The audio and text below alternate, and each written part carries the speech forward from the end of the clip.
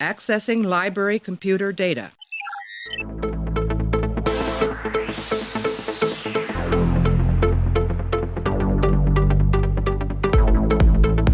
And to make sure that history never forgets the name Enterprise.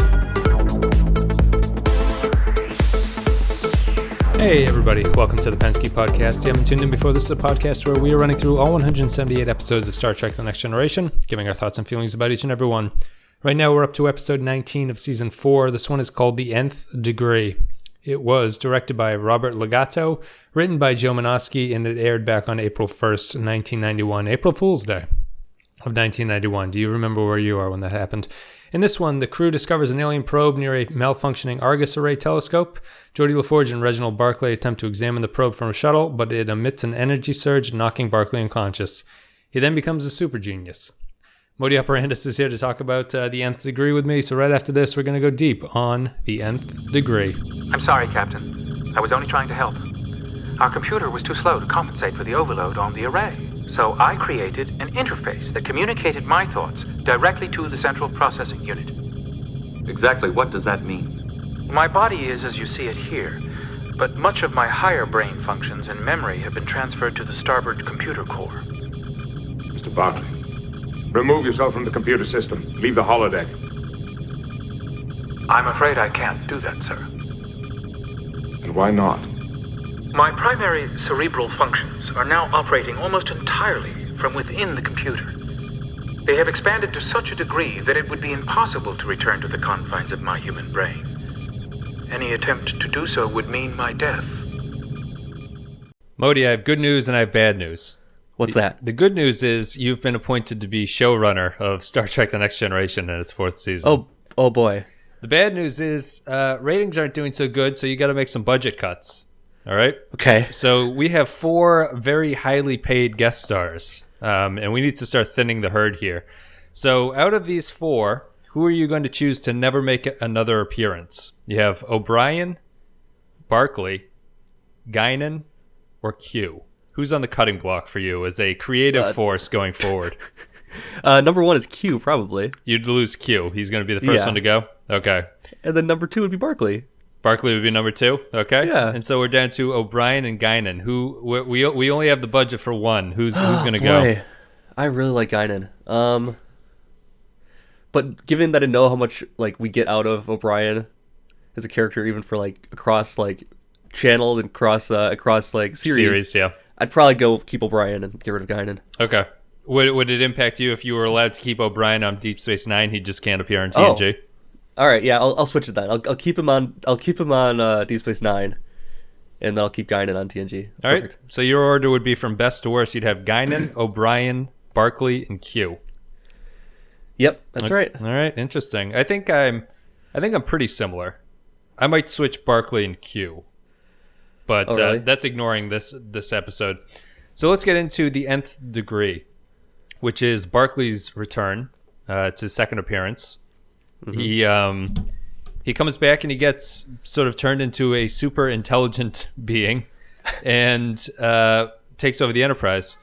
And I don't know about you, artificial intelligence is something that really interests me. I know it's kind of popular on places like Reddit and stuff like that to talk about like what Elon Musk thinks about artificial intelligence. But I've read a lot of books, like a Nick Bostrom book called Superintelligence about it, and just about like it's basically about the fears of development of artificial intelligence and how it's likely that artificial intelligence is going to come by accident in the future, and it's whether or not humanity is prepared for what that might mean, to the point where the singularity is the event where the artificial intelligence basically starts to explode because artificial intelligence is going to be a self-improving process, so it's just going to eventually overtake whatever humans would be possible, and therefore becomes... And then you've got Skynet. Right, and then you've got Skynet. It all comes down to Skynet, which is oddly prescient. But yeah, it's just talking about that, and I'm very interested in that topic. And I think this episode does a pretty good job of explaining that fear. What did you think? I didn't get the AI portion of it from this, really. I mean, I guess that's the point of Barclay, is that he's getting to be like self-replicatingly smart and smarter as he goes. Yep. he does turn into a dick. That helps. He does, yeah. He comes to a point where, the fear of artificial intelligence is that it's going to start making decisions for you that you don't necessarily agree with. Basically, like it's going to be the HAL 9000 from 2001. 2001. He knows what's best for everyone. So there's a lot of that actually in here when like Geordi's like crawling through the thing and he's like, "I'm sorry, you're too late." Right. Like that was 2001 right there. Like that was perfect. Yes, yeah, it was. It's I just thought that was a kind of interesting thing. We'll get into it more as we go along. But what did you think in general about the return of Mr. Barclay?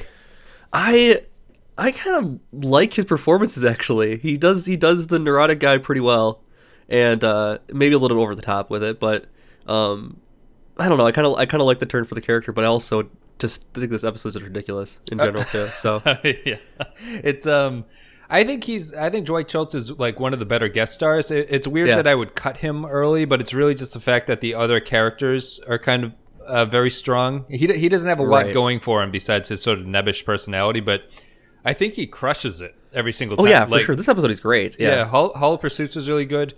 He's good here. The one time I wrote in my notes where he gets a little bit, the performance starts to fall apart is when he's playing cool Barclay around like Troy. It's I don't know. That was pretty fun. That was pretty entertaining. Also, though. It's entertaining. I think it's a little cringy. Like it's just getting to the point where it's like, ooh, you're just not. He's not quite good as just not nailing it quite there. Right. Yeah. Playing the cool guy as he is at playing the sort of nebbish person. But I think my big takeaway here was I like the decision that they made. This was apparently written as a vehicle to get Barclay back. Outside of that. That explains a lot. Outside of that, I think that I like the choice that they don't always make where they give a story to a guest star because it allows for the rest of the cast to react to something, as opposed to giving like Geordi this ability. Yeah. I think it's an interesting turn to just have someone like Barclay do it. I don't agree. Okay. I think it reads like fan fiction to me. Yep. It's like, and then you told me that it was written as a vehicle to get Barclay back on the show, and I'm like, oh, that's why it reads like fan fiction, because it basically is. They're writing Barclay as the Mary Sue character of the author, and they're like, I'm a nerdy guy, but I'm gonna get all these powers to be better than everybody. Yep. And it's like, and everyone's gonna love me, and I'm gonna make all the right decisions, and it's like, the whole thing reads like fan fiction. Interesting. It's a it was written to get Mr. Reginald Barclay back. I think I like this episode quite a bit. I think I do too. That's the thing. I'm hard on it. Yeah, but I still like this episode. I think this is like it's pretty quintessential Star Trek. Like, and to get to the end, I guess we'll talk about this first. I think the one mistake that they kind of make is I wish that I think they're called the Cytherians, who turn out to be the sort of like mastermind behind this one. They're the aliens that do it. The idea of an exploring race that's similar to the Federation, except they bring people to them as opposed to going out and finding them, is like a fascinating concept that I feel they could have done a whole episode on. Where this one kind of is about that, but you don't really explore their methods for why they do it. Yeah. I think that I would have stuck with that idea. And I think that idea is unnecessary in this plot. And the sort of floating head at the end is kind of hokey. I didn't really like that. Yeah, it is. I would have gotten rid of them and just had the probe be mysterious, and you never figure out what it was doing. And I think that would have been good. Would you think of the Cytherian wrap up there? I don't think. The thing again, why it reads like fan fiction to me is that like they have this super intelligent, obviously super advanced race that has the power to bring them. What was it, 30,000 light years? Yeah, to the center of the galaxy. Yeah, to the center of the galaxy where they've never been before, basically. And you'd think that like this would be like the next level of First Contact, basically. Like this should be like world changing if you got to spend 10 days with these guys learning what they know. Yep. Like everything from this point of from the story on should have been like, we've got all these advancements. Like Picard just brushes off like, oh, they'll be studying it for years. Yeah. And but this should have changed everything. I feel like I think that goes hand in hand with me. They obviously have a way of being like super intelligent. Yeah. I would have accepted it if if meeting them did not rely on becoming super intelligent, I would have accepted, just, they're just another group that has somehow managed to get people to find them. Yeah. I do agree with you. I think it's a little problematic that you meet them at the end, and Picard has a line where it's like, it's going to take decades for us to begin to understand like what they're all about. Unless they make you super intelligent for like 10 minutes, then you understand it all and you can explain it to everyone. But we've learned the dangers of that. You can't do that. So that's my sort of argument for the probe. I don't need to know the origin of the probe. Really, no, I don't care about that either. So I think that doing that was kind of a little bit of a misstep on the end, and it follows the TNG thing of they always feel the need to sort of wrap things up nicely. And they do it more times than not, and I wish they didn't in this case. The thing about this being a chance for Barclay to come back is that I feel like it should have killed him at the end. I feel like that he should have actually even died in this episode, but that was the whole point of this episode, was to bring it back as a character. Yep. And like they kind of like feels like they pulled their punch a little bit then, because like he's obviously he's like, if you remove me from this machine, I'll die. And then it becomes like a HAL 9000 kind of situation where you have to shut down the computer, but the computer actually cost somebody's life of the crew. Yeah. And that becomes more interesting to me. Yeah. Like the decision there. I'd agree. How do you get out of that one without making a terrible decision? Right, exactly. It's not a for how sort of high stakes the episode is. It doesn't really feel high stakes. No, all that much. It's campy. Yeah, it's a little bit campy, which I don't mind. It's not it's really not the point that the episode was going for. But I kind of agree. If you wanted to make this more of a dramatic thing, that would have been the case, and like Barclay's actions would have been more detrimental than they really are. Something more menacing, as right. Picard says. Yeah, something more menacing, as opposed to going through this like sort of wormhole thing, which I really like the effect for, where it like slows down, the frame rate starts getting that was choppy. great. Yeah, I enjoyed that. I enjoyed the way the array looked. I thought that was a really cool set piece. I did too. I wrote that down. I liked the idea. I liked that plot line of the array. It looked cool. The sort of it seems poorly designed. If one reactor going out will cause the entire thing to go out. A cascading collapse. Yeah, that seems bad. But I did like the design. I like the idea that they have satellites like way out there where they hardly ever go. And I thought that was good. I'd agree with you. I think the one it's not really grounded in why Barclay's transformation is so bad. The crew just kind of tells you that it is. Yeah, exactly. They're a little bit worried about his actions, and they're like, well, he's not doing anything bad. You're locking up a guy for being smart, as Barclay, or as Geordi says it. Yeah.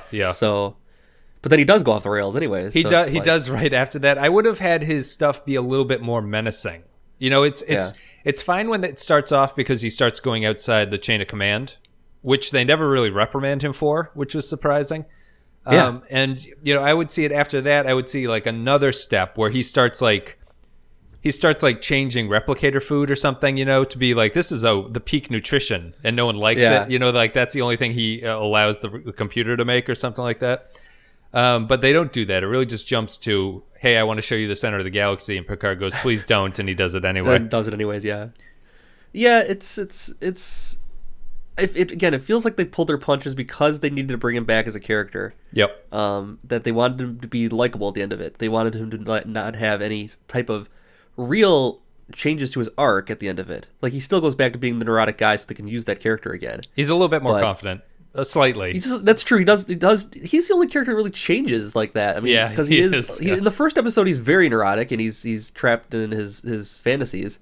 And then in this episode, he's like grown as a person, and you've never seen anybody grow on this show actually. Right. So he's the only character that can actually have change. He's done it over 2 episodes, and his acting has improved, which is nice. That was the other kind of weak thing. I didn't think his second Shakespeare turn, where he turns Beverly Crusher into like a weeping mess. It wasn't quite that good of a performance. So we're seeing the limits of Dwight Schultz. That's the danger of if you have like someone like on a show, quote unquote, performing the acting performance of their lifetime. Yes, you have to have an actor that can actually do the acting performance of their lifetime in order to portray that confidently, and so it doesn't actually work out that way. I mean, Patrick Stewart could probably pull it off. Yes, he's one of the few.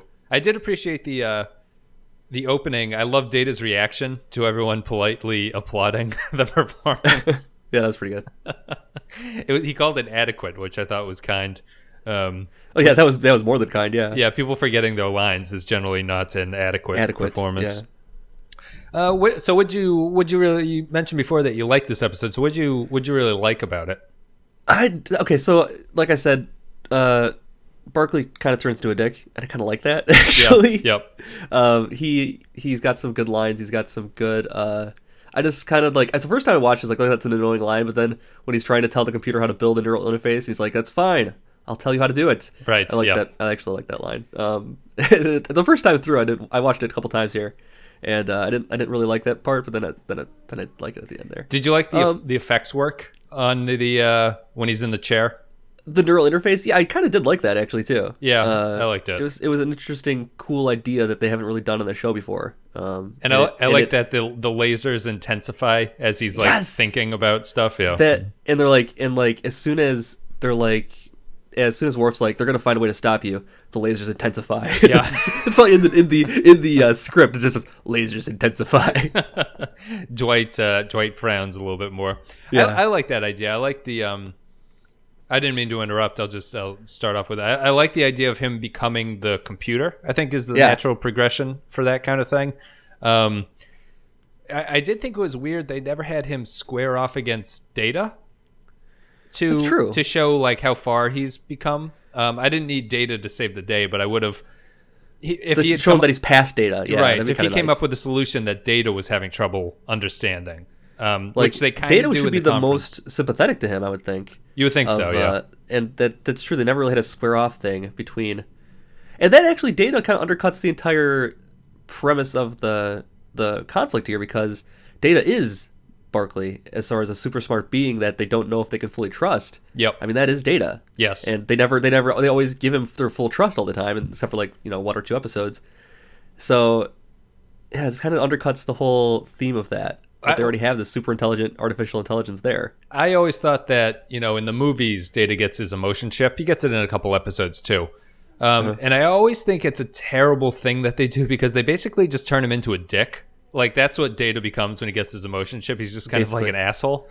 And I think that the real danger is that he becomes more like Barclay is in this episode.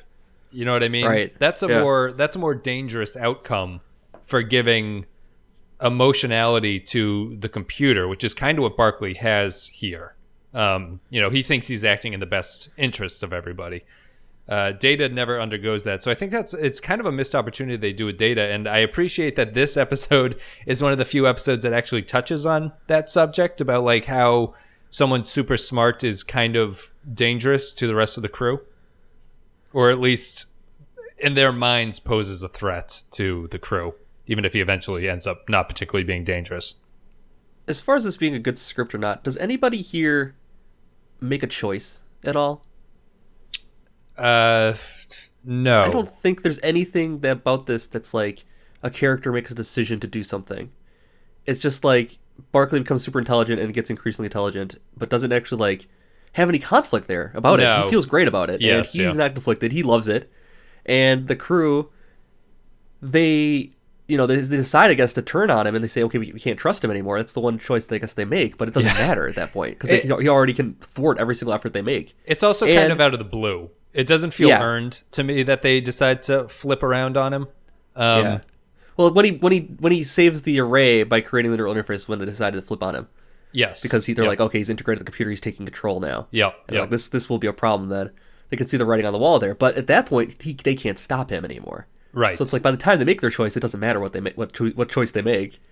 Yeah, and I'd agree. In the end, as opposed to like something like HAL 9000, it ends up being fine here. Like there's no threat actually. Like if you just let Barclay just do what he wants, everything turns out the exact same way. Yeah. So the choice doesn't even matter in that regard.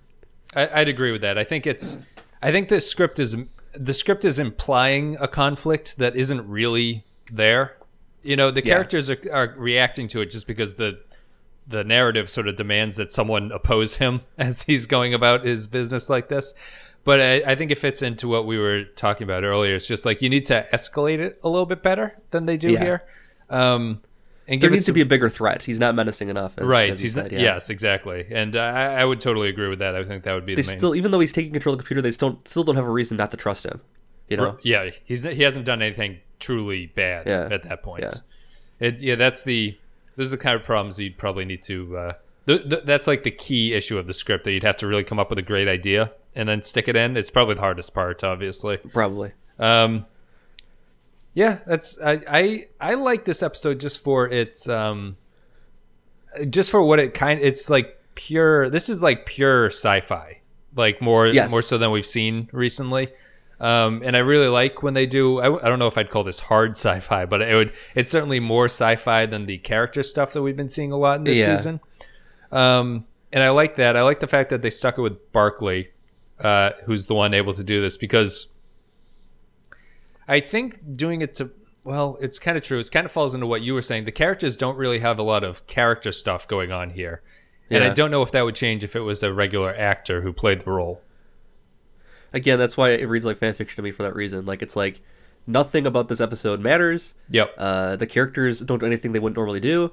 The conflict is resolved on its own, and you have a character that comes that it's introduced to the cast and then is immediately like the most important person in the world. Yeah. And it's just, I don't know. Whenever they have an episode that doesn't focus on one of the main cast members, I suppose that's a danger. Yep. Of it. It seemed like fan fiction.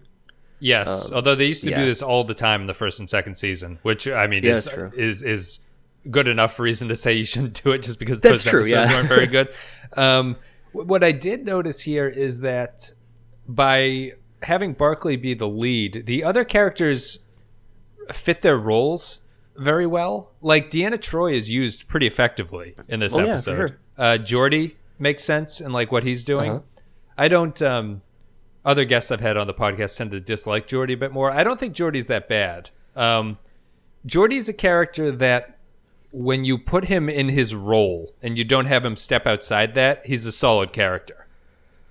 I loved the part where he's crawling through the ducts and talking to Barclay. Yes, yeah. It's a really great scene. That's one of the best Geordi scenes I've seen in a little while here, I think. Yeah, exactly. And that fits, like, Geordi's doing his job, in that situation. He does well when he's working on something else and offhandedly talking to somebody about something. He's a charming guy. Like, yeah, I agree. I agree with that. Yeah. I don't know. It's the storylines they're giving him outside of that are terrible. I think that's what the problem is. But I like Geordi in his elements. He's not a character like Picard where you can sort of pluck him out and put him into a different situation. He's not that kind of an actor. But he's very. I think he's well cast as the engineer on this show. And Troi in this one gets to do it's not a very high stakes, but she gets to communicate with Barclay about what's going on, and explain the sort of emotional dilemma to him, try to counsel him out of it. And I thought that was good. She actually did something useful. She did. Yes. And she gets the little end beat of wanting to go to the Arboretum with him still, and he gets to up yell flummoxed again. Yeah, everything is back to normal.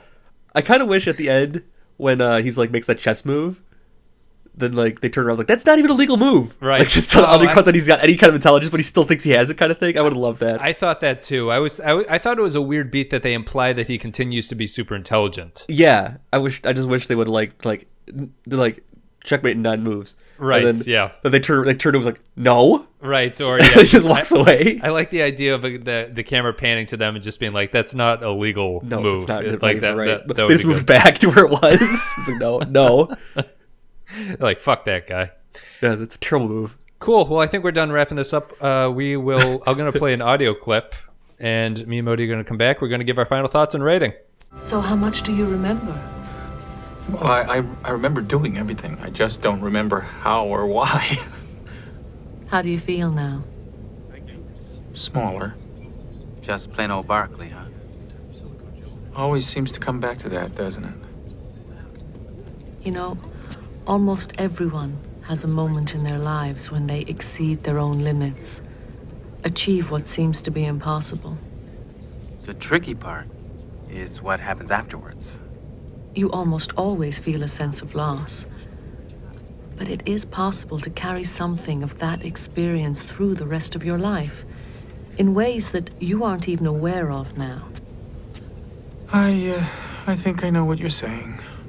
Either way, Reg, you're an important part of this crew. In fact, I could really use your help with that level 3 diagnostic. Sure. Excuse me, Commander, but I believe Mr. Barclay and I had a date scheduled for a walk in the Arboretum. The diagnostic can wait. I'll see you later. You really don't have to do that.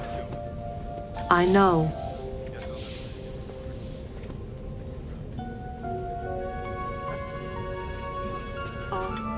May I? Checkmate in 9 moves.